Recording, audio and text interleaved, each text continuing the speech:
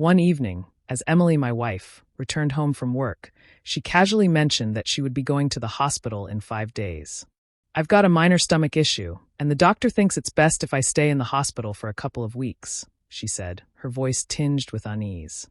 I was taken aback, but not entirely shocked. I knew she had been experiencing discomfort for a while, and I had already encouraged her to see a specialist. I reassured myself that it was nothing serious. Over the next few days, Emily wrapped up her responsibilities at work, ensuring everything was in order before her stay. We agreed that I would visit her every evening after my shifts. Despite trying to remain optimistic, I couldn't shake the uneasy feeling in my chest. The thought of coming home to an empty apartment weighed on me. On the evening she checked into the hospital, I made sure she had everything she needed. As I kissed her on the cheek, I whispered, "I miss you already. The apartment won't feel the same without you." The first few nights, Emily was thrilled to see me. We talked, laughed, and I did my best to keep her spirits high. But as time passed, I noticed a subtle but undeniable change. The warmth in her eyes gradually faded, and an unfamiliar distance settled between us. At the time, I dismissed it, convincing myself that she was simply tired or frustrated from being confined to a hospital bed. Looking back, I wish I had paid closer attention. After more than 2 weeks, Emily was finally discharged. I was ecstatic. Wanting to make her return as comfortable as possible, I spent the day deep cleaning our apartment.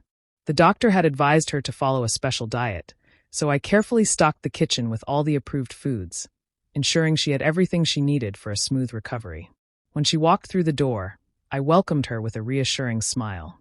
"You're really going all out," she said, glancing at the spotless apartment and the thoughtful preparations I had made. "Just rest," I replied. "I want you to focus on getting better." Emily gradually regained her strength and soon returned to work.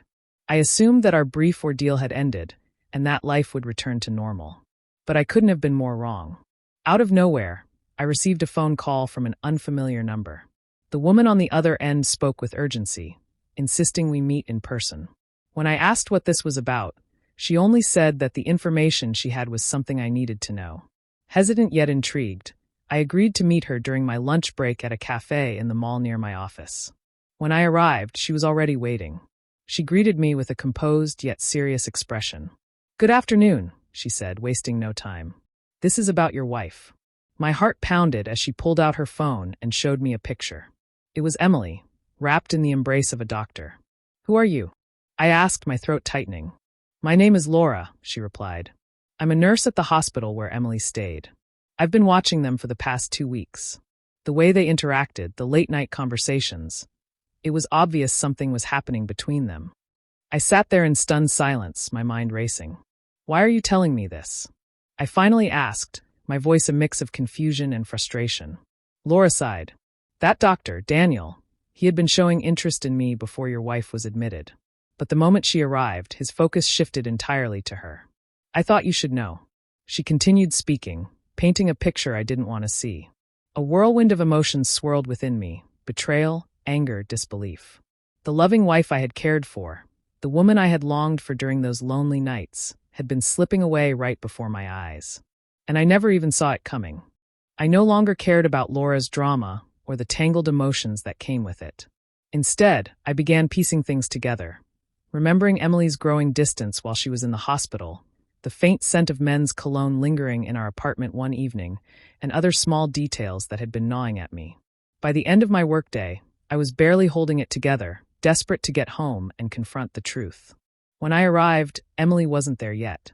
She came in later than usual, launching into a monologue about the mountain of work that had piled up during her absence. I remained quiet, listening, waiting for the right moment.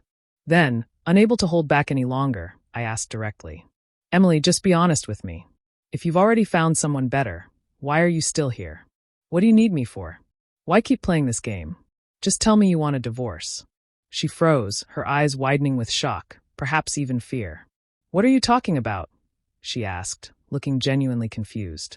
"Cut the act," I said firmly. "I know all about your doctor." She didn't reply. She just stared at the floor, her silence confirming everything I already knew.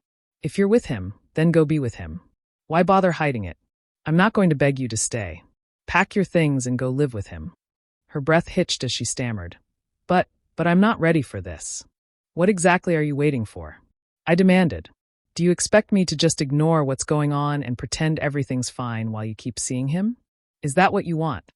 Tears spilled down her cheeks as she turned away, her shoulders trembling. She began packing her belongings in silence, the weight of her decisions settling in.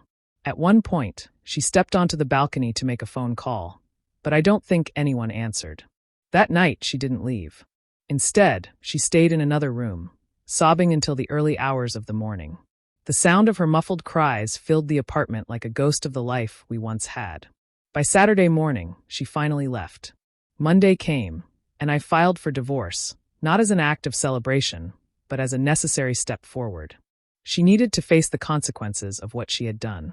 Emily moved in with a friend, and word soon spread that things with Daniel hadn't worked out.